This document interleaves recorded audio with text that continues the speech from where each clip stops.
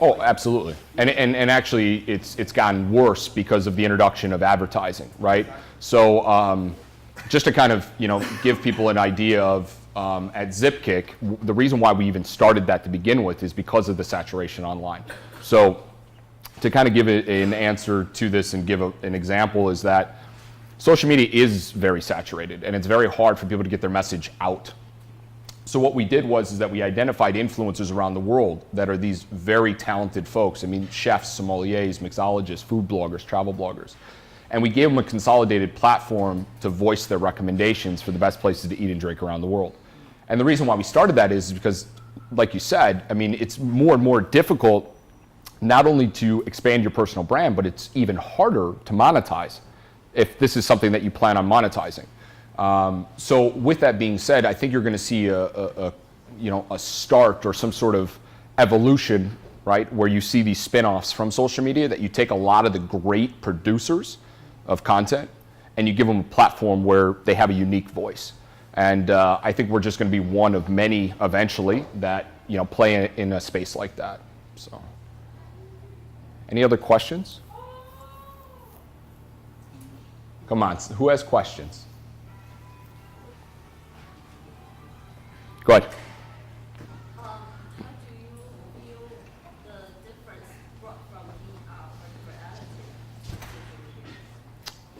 Well, virtual reality in its infancy, right, which we're seeing right now, is going to be more of you get to experience things that otherwise you, let's say, wouldn't be able to experience in sort of a real understanding of what that experience is like. As far as the evolution of that, it would be interesting to figure out whether or not that you'll eventually be able to connect with people through social and be able to have these experiences simultaneously with other people. I think realistically that's where it would go at some point in time once the integration with social media happens. Imagine that we're out on a, let's say, African safari or something like that, and all your friends are like experiencing this thing in VR with you.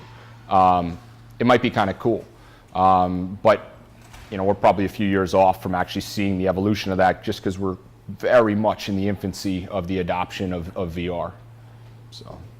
And with the rise of popularity of live streaming events, how do you think that's going to inherently change how you market stuff?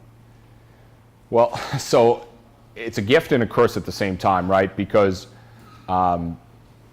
it's more authentic when it's live, obviously, because you can't stage that and things. But on the flip side, you're going to start to see what real life actually looks like. Unfortunately, something was captured on Facebook Live a few months ago in Minnesota. There was an incident, between an officer and somebody living there, and if it wasn't for Facebook Live, that may have never made its way to the public. So it's a gift in the sense that it adds more transparency and authenticity in reality to actually what goes on in this world. But the flip side of that is there an invasion of privacy in certain cases? Are there other things that do creep up? I remember when Google Glass first came out, a friend of mine, he was sitting at the airport and I was talking to him and he's like, I can't remember who it was, but Jennifer Aniston or somebody was like in front of him and he was just like live on his Google Glass and nobody knew. So it was like a little weird and creepy at the same time, but yet it was like, oh, okay, I guess this is what we now have as the evolution of streaming. So, any other questions? Yeah. On Facebook Live, someone was talking about Snapchat, and if their followers, if they have a lot of followers on that specific whatever social media, how would they market on Snapchat and gain more followers if that's their main? Sure. So the main way to market on Snapchat right now is either through the geo filters or through the sponsored filters that you can actually create. I'm sure everybody's seen those with like Taco Bell, and you can put this cool thing over your face. That's the main way people are marketing right now. But what I've also seen a lot of people do is actually even just within the text that you place over your photos, you'll put an @ symbol, you'll put a link, or not a link, but you'll put the actual URL spelt out within there. So a lot of people are trying to drive traffic that way. But I think the part that's going to hold Snapchat back, at least in the interim right now, is that they don't have anything that's clickable, so it's hard for you to track the conversion. So until they figure out this sort of ability to track the conversion, I think you're going to see a smaller uptick in the adoption of marketing on a place like Snapchat. So, any other? Yeah. Do you think it would compare to something like Twitter with analytics instead of Snapchat, where you gain like another app or platform?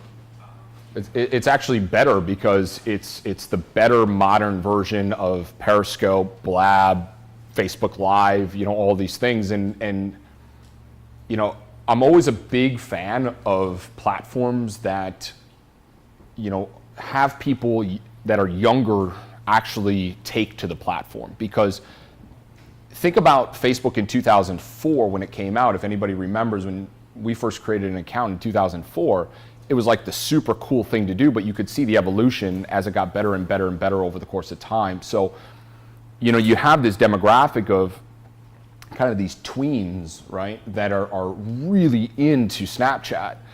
And what you're doing is you're almost kind of conditioning their behavior at that age. So you could imagine when you start rolling out features and things for them to do, whether it's buy things or interact with things, you really have a significant upside because they've already been conditioned to do something.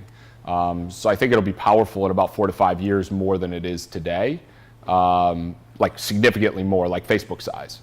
So. As far as longevity goes, do you see Twitter being a boss for the next 5, 10 years? Do you see Instagram falling off? Who do you see being the big movers? I've always thought, and Scott and I, our brand ambassador, always talked about that Google was going to buy Twitter because Google actually started indexing tweets, which if nobody is familiar with what that means is that, what SEO used to be for websites, now tweets have become equivalent to that on Google search, which is actually a very significant deal because you have to buy actual, AdWords and keywords and things like that through Google normally. But if you're a tweeting machine, now you're starting to come up on the search results. So I see that as actually the next biggest thing that we will see happen. I actually think you're going to see the drop off of a couple of the live streaming players. Whether or not that there's a different solution than Periscope, or through an acquisition or something like that, or there's a drop off of a thing like Blab, or because there's so much live streaming now. And even before this, I'd called Jordan. I'm like, do you want to Facebook Live or do you want to YouTube Live this? Like, either one of them's fine.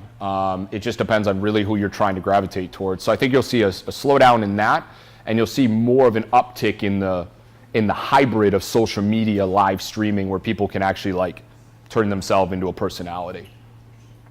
So, yeah. What social media stream do you tend to focus on the most? I don't have a choice to focus on less than the 3 that I do, which are Facebook, Twitter, and Instagram. The majority of our recruiting for Zipkick happens on Instagram, but we have the largest presence overall on Twitter as a community.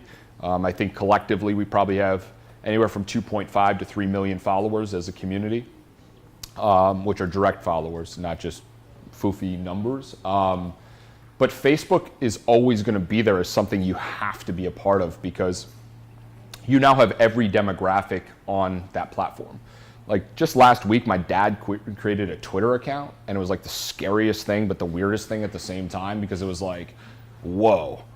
This makes me feel like it's now becoming like Facebook all over again, where like a meteor had to hit the earth for like our parents to start adopting it, right? So I don't know. It's just Facebook has tightened the algorithm so hard on the marketing side and the ability to actually get reach that it's drawn a lot of people away from it because it's just not cost effective anymore. So I think you have to have a solution that's unique on every platform.